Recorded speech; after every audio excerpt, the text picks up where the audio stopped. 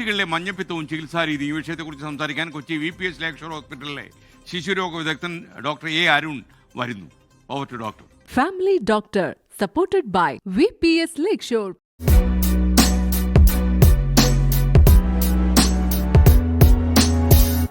കുഞ്ഞുവാവകളിൽ മഞ്ഞപ്പിത്തം കാണുന്നതിൻ്റെ റീസൺസ് അവരുടെ രക്തത്തിൻ്റെ ഘടനയുടെ വ്യത്യാസം കൊണ്ടാണ്. പലതരം മഞ്ഞപ്പിത്തങ്ങൾ കാണാം. അത് നമ്മൾ കോൺജുഗേറ്റഡ്, അൺകോൺജുഗേറ്റഡ് എന്ന് ക്ലാസിഫൈ ചെയ്യും.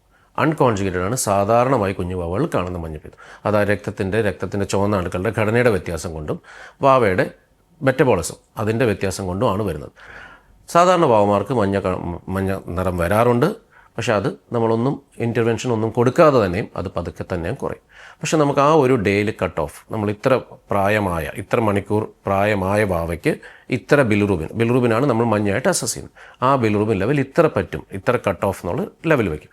അപ്പോൾ ആ കട്ട് ഓഫിൻ്റെ മുകളിലാണ് ആ ബിലിറൂബിൻ കൂടുതലെങ്കിൽ അത് നമ്മൾ ഇൻ്റർവെൻഷൻ കൊടുക്കണം. അപ്പോൾ ഏറ്റവും സാധാരണയായിട്ട് നമ്മൾ ചെയ്യുന്ന ഇൻ്റർവെൻഷൻ ഫോട്ടോതെറാപ്പി. അപ്പോൾ ആ ലൈറ്റ് കൊടുത്ത് ആ ബിലിറൂബിനെ കുറയ്ക്കുക എന്നുള്ളതാണ്. അത് കുറച്ചില്ലെങ്കിൽ നമുക്ക് അതിൻ്റെ പ്രോബ്ലം എന്ന് വെച്ചാൽ അത് ബ്രെയിനിലേക്ക് കയറുക എന്നുള്ളതാണ്. വാവയുടെ ബ്രെയിൻ ഡെവലപ്മെൻറ്റ് കംപ്ലീറ്റ് ആയിട്ടില്ല. അപ്പം ഈ ബിലിറൂബിൻ ബ്രെയിനിലേക്ക് എത്തി ബ്രെയിനിൽ ഡെപ്പോസിറ്റ്സ് പോലെ വരും. അപ്പോൾ തലച്ചോറിൽ അങ്ങനെ ഡെപ്പോസിറ്റ്സ് വരുമ്പോൾ വാവയുടെ വളർച്ചയെ അത് ബാധിക്കും, ബുദ്ധിയെ ബാധിക്കും, ഡെവലപ്മെൻറ്റ് ഡിലേ വരും, സീഷർ ഫിറ്റ്സ് വരാം. അപ്പോൾ അങ്ങനെ വരുന്നൊരു കുട്ടിക്ക് പിന്നെ നമുക്ക് ജീവിതകാലത്തിൽ പിന്നെ അതിനൊരു ട്രീറ്റ്മെൻറ്റ് ഇല്ല. പലരും ചോദിക്കാറുണ്ട് വെയിൽ കൊള്ളിച്ചാൽ മതിയോ? അതായിരുന്നു പണ്ട് അപ്പം പണ്ടെന്ന് വെച്ചാൽ നമ്മൾ ഇഫക്റ്റീവ് ഫോട്ടോതെറാപ്പി മെഷീൻസ് ഇല്ലാതിരുന്ന സമയത്ത് നമുക്ക് വെയിലായിരുന്നു.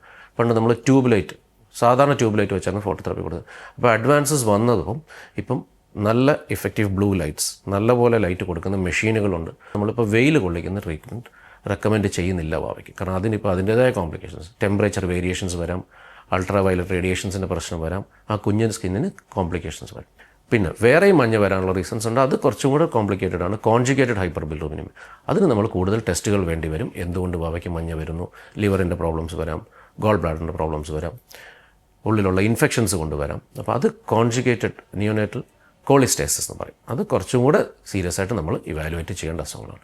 സാധാരണ പക്ഷേ നമ്മൾ കണ്ടുവരുന്നത് അൺകോൺജുഗേറ്റഡ് ഹൈപ്പർ ബിലിറൂബിനിയം. നമ്മൾ ഫോട്ടോതെറാപ്പി കൊടുത്ത് ലൈറ്റ് കൊടുത്തിട്ടാണ് അത് മാറ്റുന്നത്. Family Doctor, supported by VPS Lakeshore.